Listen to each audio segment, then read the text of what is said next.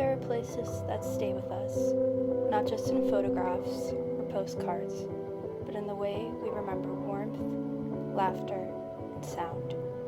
I didn't always think of Rye Beach that way. When I was younger, it was just the sand, the waves, a cottage across the street, and my cousins digging holes or throwing seaweed. My dad's side of the family wasn't particularly close back then. It was more tradition than connection. But the place, Rye, it stayed, quietly, gently. Through the years, we drifted and grew, like the ocean waves. And somehow when we came back, the beach was still there, waiting, as if it knew we'd return when we needed it most. My Nana reminisces on her years as a teenage girl growing up in Tewksbury, Massachusetts, and how Silver Lake stays in her memory today. My sister describes the true beauty of Fry Island, Maine, and her fears of environmental change to her oasis. We all have one of those places where memory lives not just in the mind, but in the body, in the smell of sea air, the sound of bocce balls hitting the sand, the feel of salt water on your skin. This episode is about those places, the ones that root us, shape us, the ones we carry forward, even if we haven't seen them in years. Do I say my full name? Sure. Okay, my name is Margaret Claire Forden. I am Isabel's sister. I feel like I'm in like a therapy session. My name? Yeah. Judith Walsh Cregan. Fry Island, Maine, in the middle of Lake Sebago, is, like I said, a little island. And the only way you can get to it is by a ferry. So, there's no, roads. And, interestingly enough, on the island, there's no actual roads. It's all just kind of, dirt roads. And, people do travel around the island on car, but you're more likely to see people on golf carts. Mm-hmm. Speeding past you. I cannot tell you how many times I've almost died on one of those home golf carts.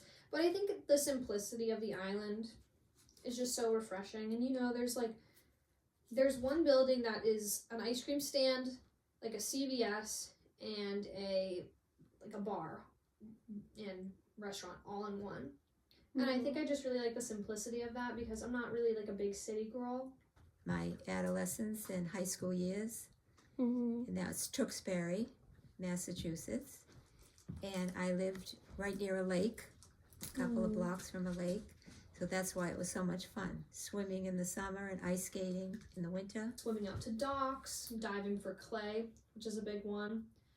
Paddle boarding, which sometimes does turn very dangerous. Usually out on the boat, tubing, hiking through the woods, picking blueberries, or picking ticks off of each other or dogs. Lots of swimming with the dogs. Frog catching, even though Rachel is absolutely afraid of frogs, one of our cousins. My grandmother had a summer home at that lake, so I went up as a little girl with my grandmother and her sisters because our houses were one behind the other, so we were close. And I always remember her and her sisters. I remember when we were going to Fry's Leap, which is one of the cliffs you can jump off into the water. That's also another great way to spend time. You have to climb up through this cavern to get up. And I remember my brother was taking me there and we swam out to it, and all of a sudden he just turns around and starts swimming. Bloody murder. I don't even know what was going on. I was like, what is happening? And I just noticed this giant spider on the rock and I was like, oh hell no. But yeah. One day when I was about 4, I got run over by a bicycle. And my sister and my cousin were supposed to be watching me, minding me. And it had rained, so the street was slippery. So I stood in the middle and got run over. I didn't know what side to go on. So that was quite an exciting day because my grandmother and her sisters were chastising my sister and her cousin. And what would they do with me? I had 8 stitches in my forehead. Oh, boy. So we had to get someone's car and go to the hospital in Lowell, and I had to get the stitches. So that was talked about for quite a long time. And everything at the lake was exciting Mm. because we swam every day and we had a ball. Like, me and my cousin John usually go deer tracking in the woods, where we look for, which sounds like super like redneck and yeehaw, but you know, like we look for like deer tracks and we take the dogs out and stuff like that. And you can like open your window and there'll be like a deer right out there looking at you, and they don't really care about you. They'll kind of just like look at you and they'll be like, eh. Because they like, essentially what happens is like the deer cross the lake during the winter time because it's frozen, and then they just stay there for like the spring, the summer, and like have their babies and all that, and then they go back over for the winter. There's a lot of deer, there's some foxes, I think raccoons, lots of birds, fishing is really big up there. There's lots of fishing, lots of dogs because people love to bring their dogs. I've met so many weird and interesting looking dogs up there. Chickens, not like wild chickens, but like people bring chickens, ducks. And the ducks are usually really nice unless you go to the other side of the island where the ducks will actually try to eat you.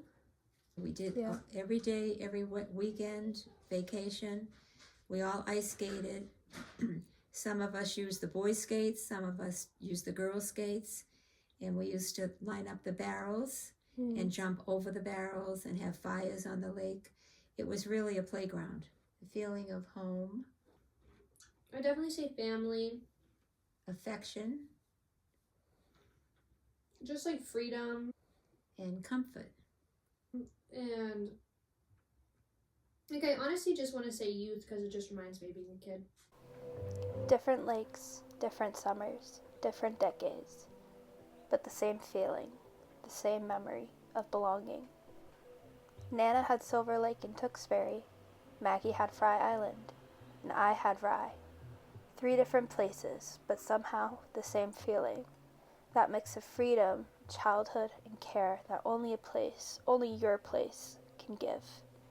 Even now, when we speak of them, we light up, our voices shift. It's like we're there again, because when you're young, the world builds itself around where you feel loved.